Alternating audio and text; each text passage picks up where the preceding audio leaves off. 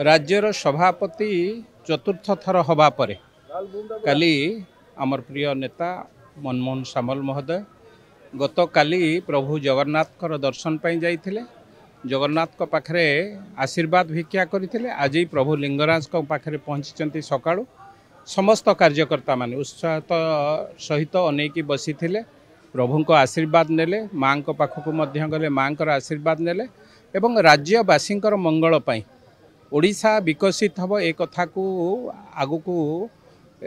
रखी प्रभु पाखे प्रार्थना कले जो कथा राज्य सभापति कहिले राज्यर विकास हवा दरकार एवं राज्य द्रुत गति रे अग्रगति करने दरकार ये प्रार्थना कले मु भावुची प्रभु पाखे प्रार्थना करने समस्त प्राथमिक दायित्व एवं सभापति हैला परे से निश्चित भाव जगन्नाथ पाखु जाइछन्ति प्रभु लिंगराज पाखु आसिछन्ति